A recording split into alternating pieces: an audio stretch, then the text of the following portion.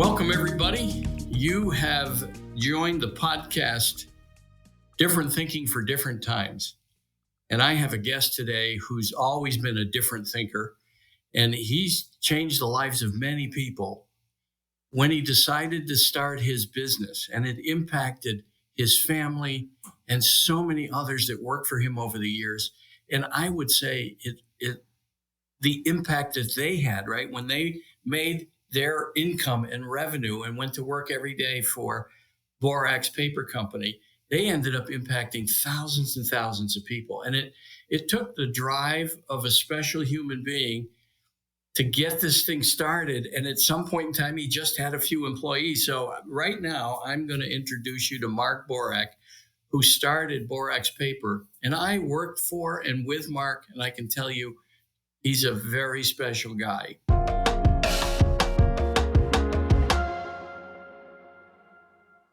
What I want to start with is a question for Mark. And tell us a little bit, Mark, about the early days. Well, like, what got you started? What motivated you to get started? And what was it like in the early days? First of all, thank you, Steve, for your kind words.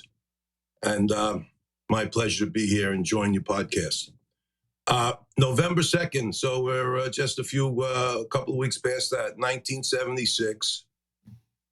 I went into my boss. My father was with me. We were salesmen for the company, and I told him that I was leaving and going into my own business. So I was in the paper distribution business. We sold packaging, primarily for the meat industry in those days. And in New York, there was a vibrant meat industry. And my father had his own business from 1947 to 1966. Sold for a very small amount of money in 1966. He had some health problems. He was 42 years old at night. But I got out of school. So let's go back a couple of months before November 2nd, 1976. Sure. Or even before that. Mm-hmm. In 1966, my father sold his business. I was still in college. I graduated in 68. He asked me if I wanted to go into the paper business, and the answer was no. But when I graduated, sure enough, I went into the paper business. And he was working for the company he sold his business to. Again, he had some health problems, and he sold primarily the meat industry. And he lost some business because of his health problems. And he introduced me to people, and I was a good salesman, and I started to do well. Got married in 1969. And the company that he sold his business to went bankrupt in 1971 after being in business 104 years. Wow. We went to another company. And my father and I put together $35,000 between the two of us in 1976. I told him I wanted to go into my own business. He said, Mark, wait, you'll find somebody else, a partner, and you'll go. I was headstrong. I said, I'm going into my own business. And sure enough, I bought inventory. I rented a warehouse. And November 2nd, 1976, I went into my own business. I had two daughters. It was a big step. I had the full backing of my wife, Phyllis. And I reopened up Borax Paper Products, Inc., 10 years after my father closed it. My father retired 6 months later, passed away 3 years after that. And the rest is history. Wow. I always had the aspiration to be an owner of a business and live the American dream, so to speak. And be your own boss. Yeah. Yeah. Productive people, salespeople or business owners are somewhat unmanageable. That's a trait that they have.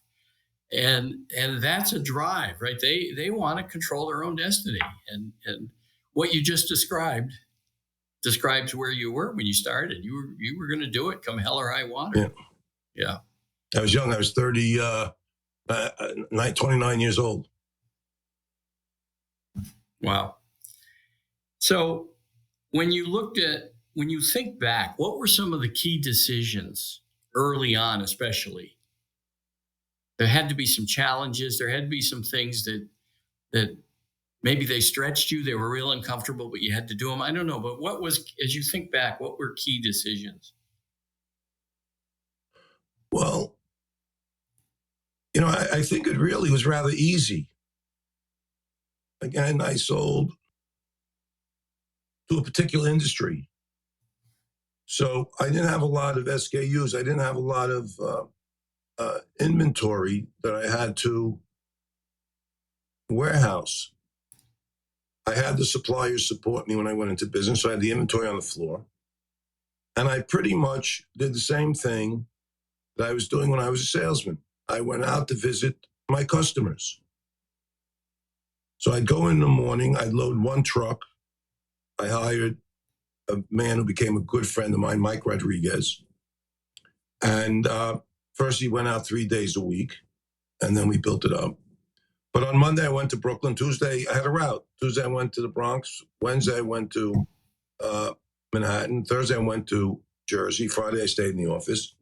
I came in, I wrote up my orders in the evening. We loaded the truck in the morning, and then I went out to sell. So I was doing the same thing, except I was loading a truck, etc. Mm-hmm. So it really was rather easy. I think the real challenges came in to play once I realized in those days, I guess 1976 and the early 80s, a lot of people stopped eating meat. I don't know if you remember that. Yeah. It wasn't healthy, whatever. Right. And New York had a vibrant, New York and New Jersey. We did a little bit of in Philadelphia, but had a vibrant meat industry. There were meat locations, the 14th Street Meat Market, but Borax had Provision Company, et cetera, et cetera. Yeah, meat packers, yeah. Yeah. And they started to close because they couldn't compete with what the West was making. They were competing with their own suppliers. So I had to make a decision. And I had to re-engineer the company, so to speak. And I came up with a concept, which you know about, with Boar's Head, which is a wonderful company. Yeah. About putting their name on paper bags and plastic shopping bags and going to delis and trying to talk them into selling them and having a printed Boar's Head paper bag. That was a wonderful concept, and I had Boar's Head's backing. And I can remember going into a deli in Little Neck on Northern Boulevard and spending a half hour trying to sell them one bundle of paper bags. It was like a $12 sale. But I did that. And by that time, I hired my brother-in-law, Steve, who was a big asset to us. You know, Steve. Wonderful guy. Unfortunately, he passed away 6 years ago. Yeah. And he would go to Staten Island, and we never sold a deli in our life. As a matter of fact, I had to put on, when I did this Boar's Head, I had to order a truckload of paper bags and about $100,000 worth of inventory. Wow. That I never sold before, just in the belief that this would be a winner. And slowly but surely, it caught on. Wow. And we were operating 2 trucks, and then 2 trucks in a van, and then whatever. Yeah. And then I hired my first salesman to go out and sell it. He didn't work out. Then I hired another fellow, Rob Coppolo, stayed with us all those years. Yeah. Yeah. And then I got another big break. I was in 1991. Talk about a challenge. Oh, then I bought the building that I was in. Very nice man, Mr. Steiger, took a liking to me, gave me terrific financing. I bought the building. I had a tenant in half the building, and I took over the whole building. Now I have to move in 1991. So these are decisions you make. You know? Yeah. And I bought another building in the Bronx, and we moved. And that was a big move for me. It was a $1.4 million building. Terrific building, gave me income in other areas, sign on the roof, yard. Yeah. But I opened up a Ben's Kosher Deli, who had 6 restaurants the same week I moved in. And that really put me, so to speak, on the map. And from there, I re-engineered the company numerous times. Long-winded. I think I answered your question. I think you did. Actually, there's a couple of things I want to highlight. Number one was early on, you said you were serving a niche, which kept you from having to spend a lot of money on inventory because it was narrow niche. And then when the market dictated, right, that if you had stayed in that niche, it probably, you wouldn't have seen the growth. No, And I then, wouldn't. and then you came up with a marketing idea, though. You actually took a risk and went to a customer and said, I've got an idea. And those are the salespeople and business owners that today still have extraordinary success because they're taking some risk. And Borax loved the idea, and it was the beginning of getting you into a market you didn't even know. I mean, it was still disposables, and they still needed some of the wraps and papers, but they also needed a lot of other items. So there was a lot there, actually. So a niche, number one. Number two, know when it's time to grow, and that is, you had an inkling, right? You had an intuition, like, I got to do something, because the market was saying meat right now is not popular. Some of the meat packers must have been struggling, maybe even a few closed. Oh, they closed. Then they would call me up and say, Mark, I want to return merchandise to you. Oh, my. Yeah. So how did you finance, though, the $100,000 of printed bags? We were profitable. So I don't remember the details. It might have been one or two manufacturers who gave me some terms. I might have bought through a redistributor who gave me terms. Yeah. And somehow, some way I did it. The good news in my business, though, in selling the meat industry, they were conditioned to pay their bills very well. Yeah. Because they had to pay them for their meat. Yeah. Like overnight. Yeah. It's almost like the liquor industry. They had to pay for their meat. Yeah. So they were conditioned. So my cash flow was very good. So I don't remember the details, but I was able to do it. Well, a couple of things there to unpack, right? One is look for terms from manufacturer suppliers, the direct suppliers. Two, in a lot of industries, there are redistribution avenues. And certainly in the paper industry, there's redistribution avenues. And they want to support a growing distributor. And so they'll sometimes share some of the load. That's important. And then getting paid. There's a lot of companies, they're afraid to set terms with customers. But you found customers that were disciplined. They had terms set by the nature of their industry. And then when we sold the delis, there was no one customer that was going to impact us. And a lot of it was either COD or pick up a check or cash the next time. And that became a whole, as we grew. Yeah. That became a whole nother business. Yeah. That's another point to unpack, is not to have all the eggs in one basket. So while it worked, it was a niche work that got you started. And then when it came time to grow, that was one of the perfect avenues, right? Because delis were everywhere. Oh, exactly. The old Boar's Head Deli was, I just thought of something. I was very fortunate. November 2nd, 1976, I went into my own business. In December, I used to get the National Provision, which was a meat magazine, because I sold it. And I saw a company in Wisconsin that meat company wanted to sell off something called stockinettes, which we had sold. And I bought them from her. And I asked her a question, do you buy a particular product? Lovely lady. She said, yes. I said, I sell a lot of it. I didn't sell any of it yet. I just took it into my warehouse. I sell a lot of it. I sell it to sample. She liked it. And I still remember the price, $62.50 a case. There was 16 skids to a case. And 16, I'm willing to bet 16, I'm going to look it up, times 62.50, if I may, is $1,000. 16 times 62.5 equals $1,000. She gave me a test order for 3 skids, $3,000. I came home to my wife, Phyllis, you can't believe this? I sold to Wisconsin $3,000 worth of merchandise. Make a long story short, for about 3 or 4 years until the packaging changed, I did about $400,000 a year with them. Wow. And it was all what we call drop ship. I never touched it. I made about 8%. So on every order, $36,000, I made about $3,000. That really helped my cash flow. I didn't pay the bill until they paid me, which is very nice. So, every startup, has something, and that helped me, gave me a lot of confidence. Yeah. Yeah. And it enabled me to spread my wings a little bit more in the meat industry, as well as the retail end of the business, selling to delis and other types of those businesses. Yeah. Yeah. Well, the You delis need a little spread luck, things out. Steve. Yeah. You need A little a luck, little luck. synchronicity. Yeah. That doors opened that you had no idea would open, but you were prompted to take some risks, which was telling the lady, yeah, we do a lot of it. Yeah. Some people don't do that. Some people don't Yeah. do that.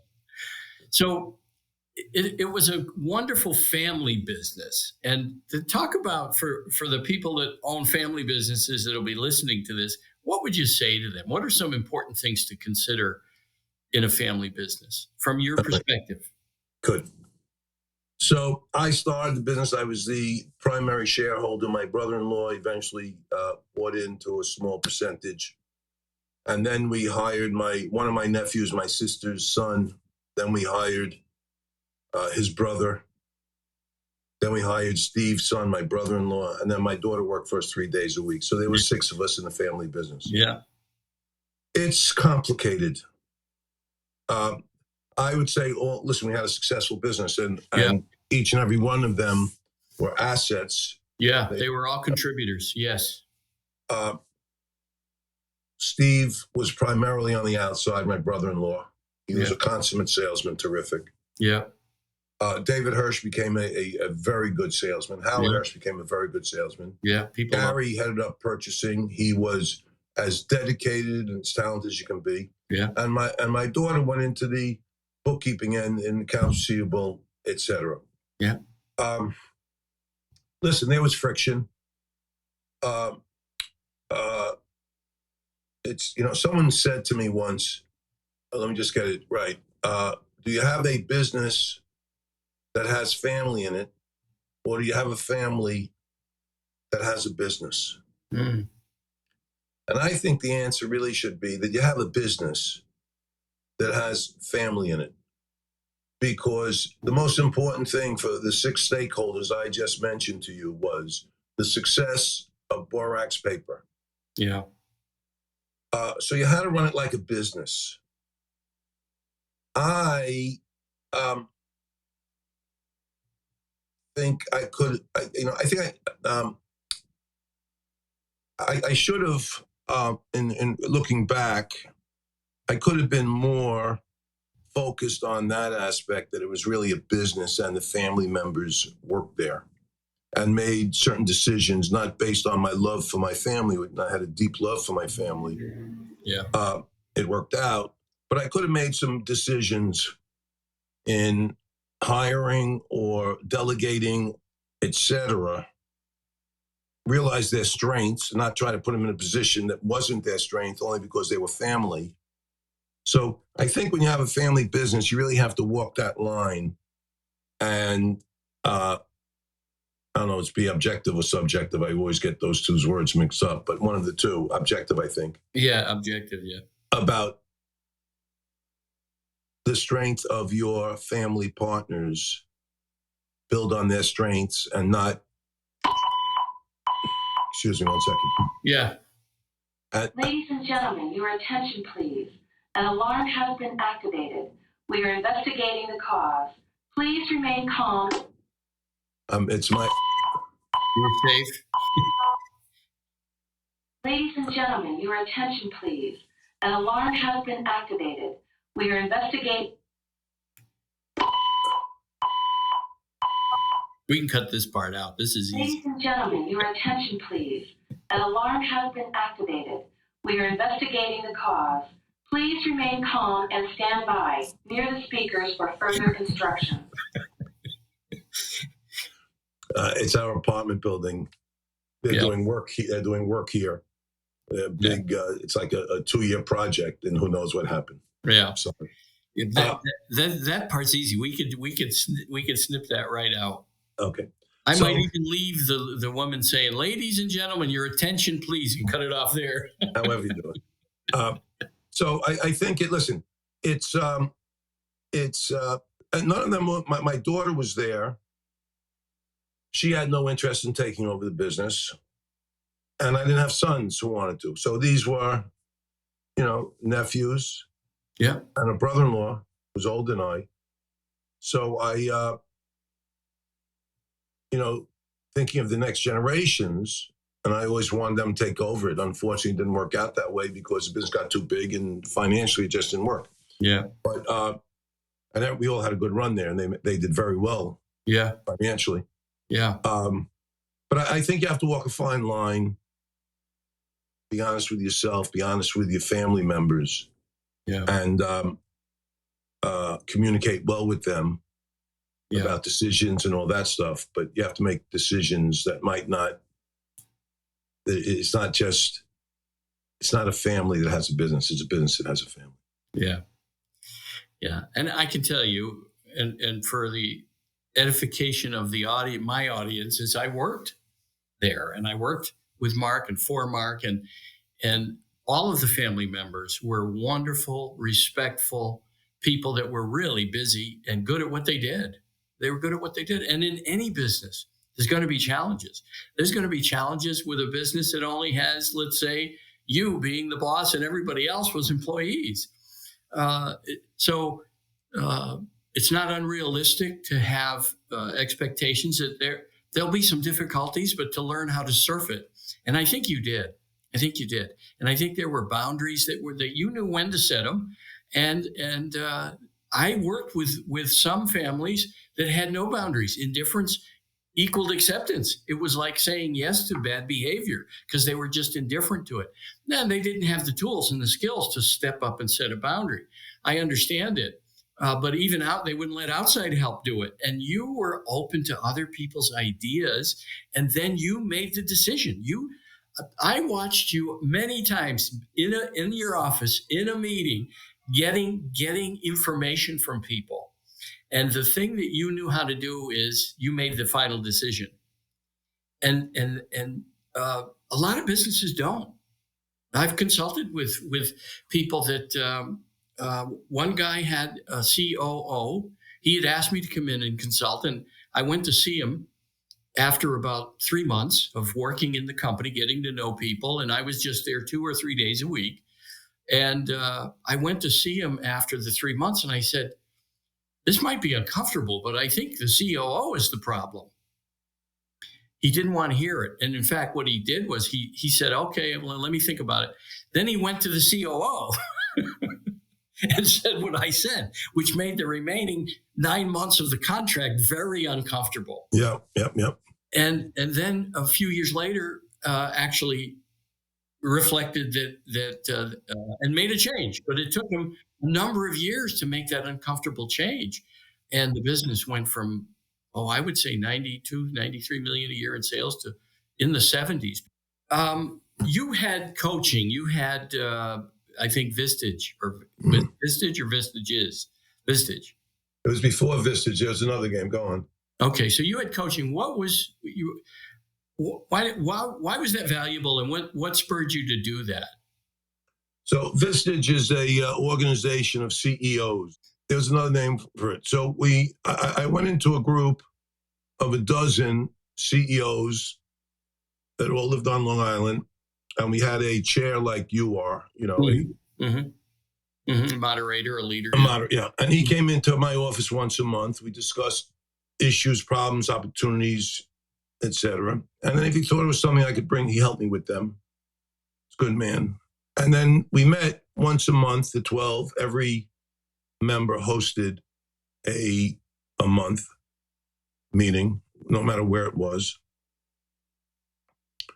And the morning was all about our companies. People spoke.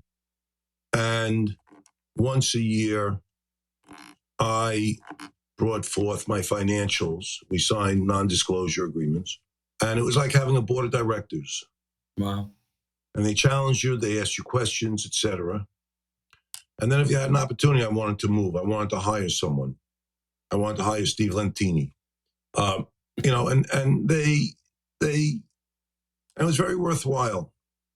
I remember one of the most worthwhile things. And then in the afternoon, we had guest speakers. No, we had guest speakers in the morning. I'm sorry. Mm-hmm. Mm-hmm. We broke for lunch. And then in the afternoon, we broke, the guest speaker left, and it was just us. Mm-hmm. And it was everything from human resources to banking to financial, personal, et cetera, et cetera, et cetera. Mm-hmm. And I remember when I changed my business and moved into the new building in 1991 that I bought, Mm-hmm. I remember the day I never borrowed money from the bank. And I started because of the deli business, my cash flow, whatever. Mm-hmm. And I went out with her name was Karen, with my, I don't know, it was manufacturer, Hanover, or a chemical bank at the time. They were taken over by JP Morgan. Mm-hmm. Went out, I said, I need to borrow $50,000. And we got into an argument. She didn't want to give it to me. I said, I'm profitable, Karen. What's your problem? You know, blah, blah, blah. She didn't trust my accountants. It was a small firm. So a banker came, so she lent me the money. A banker that came to the group. Yeah, and then a banker came to the group. Mm-hmm. And I said, how many people? And then I borrowed more money and more money and more money. I changed accountants. Mm-hmm. And I went to her for recommendations. So she gave me 3 recommendations, and I chose one. Mm-hmm. So she had confidence in that particular bank. It was a good move on my part. She recommended. Mm-hmm. And he said, how many people personally sign for bank loans? I raised my hand. You really don't have to. And he walked us through it. So this was probably in the late 1990s, maybe even the early 2000s. Mm-hmm. Mm-hmm. And I was borrowing a decent amount of money in those days. And I brought the bank in. I was very good at the bank. I had learned I think owning a business also is very important if you have a banking relationship, to really own up to the relationship in an honest way with integrity, and letting them know everything about your business, and letting them know that you, the owner, knows every thing about their business. Yeah. And I did. Yeah. And I knew what I was talking about, and they had faith in me. I said, I don't want to sign for the loan anymore. And you know what? They said, okay. So I never had to sign for the loan. Wow. So that one aspect of Vistage paid for itself. Yeah. Not only from a financial perspective, but putting my head on the pillow. Yeah. Not that I managed the business any differently. Yeah. I took it to heart. It was their money, my money, whatever it was. Yeah. So things like that. It was like having a board of directors with the 12 guys there. Yeah. Helping me in aspects of my business, but also learning from them in the challenges that they had. Yeah. Yeah. I really didn't have anybody in my business, my brother-in-law, but my nephews were all younger. They didn't have the savvy, the expertise in managing a business. And then we had 3 salesmen, 8 salesmen, 10 salesmen, 15 salesmen. Yeah. And we had, instead of 2 trucks, 8 trucks, 12 trucks, 20 trucks, et cetera. Yeah. So, it became a little more complicated. So I got a lot of good advice, information from tech it was tech first. Tech. Tech. Yeah. And then it became Vistage. Yeah. So that was an illustration, a good story of something that was very worthwhile for me with regard to running my business. Coaching gave you ideas through the peer-to-peer style, and the individual leader of the group, the moderator, gave you ideas that hadn't occurred. And I'm sure you shared ideas with people when you heard them tell their story about their business. You gave them ideas from your perspective. Yeah. Yeah. For the most part, the 12 guys were all solid. I don't know, there was a gal at one time, guys and gals. Yeah. I think we were all bought into the concept and tried to help each other, which would in turn help ourselves. Helping each other. Yeah. Right. Yes. I mean, that's a giving too, right? That people willing to invest their time and then share their ideas, that's giving. Yep. Yeah, you paid for it, but still it's giving. Everything has some cost. Right. Yeah. So in closing, what would you say to people considering family business today, or in a family business, and maybe they're at a crossroads or a challenge, but what would you say to family business owners today? Is it more challenging? Let me ask you that first. Today, then? Steve, I wouldn't know. I'm not in business for 7.5 years, so I don't know how to answer the question. Yeah. I would say, listen, I would say whether it's a family business or not, and you said something before, how to make decisions. I think one of the most important things that a business owner has to do is make a decision. Yeah. I remember we had to cut off our largest customer because of credit. It was about $400,000. And it was going up rather than down and whatever. Yeah. And I made a decision, then he left us. Yeah. Whether to hire another salesman, whether to take on another line. Right. To insurance, banking, warehousing, trucking, whatever it might be. You got to make a decision.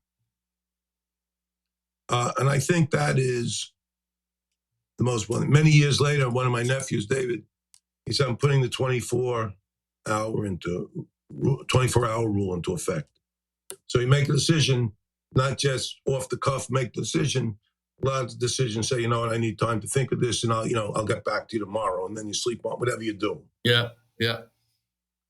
So I think that's the most important decision. But listen, running a business isn't easy.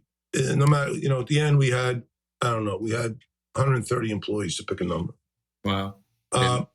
And we didn't have a human resource department. We were on the verge of doing it. We were going to move. I don't know if you remember. We were going to move into a 230,000 square foot building. Yeah. Et cetera. We're going to have a human resource department. We're going to have to do this. We're going to have to do that. You got to make the decision. And there's only one person. It's lonely at the top. Yeah. One person has to make that decision. Yeah. And you can't be afraid of it. Hopefully that business owner has good instincts. He has good knowledge of his people. He has good knowledge of his industry. He has good knowledge of his competitors.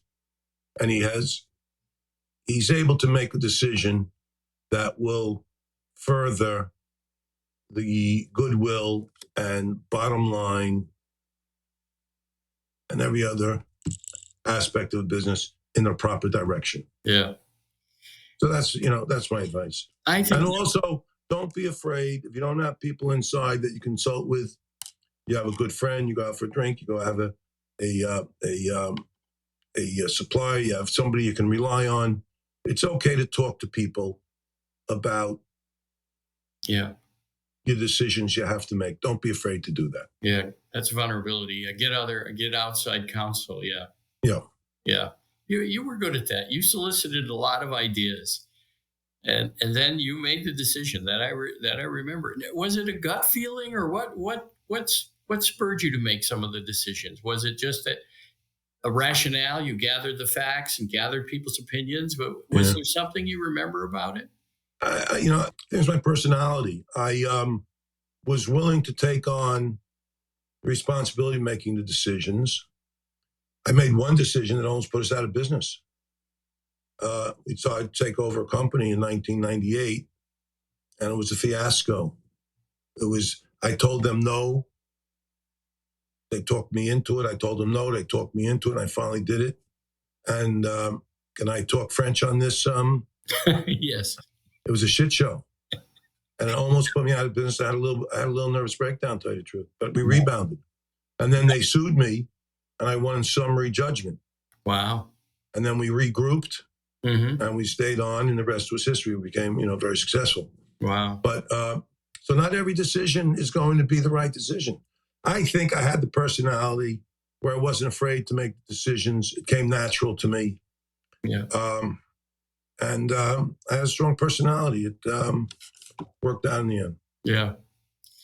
Yeah. Well, I can tell you, working with you and for you was probably the greatest gift. It was certainly one of the greatest gifts of my life, meeting you.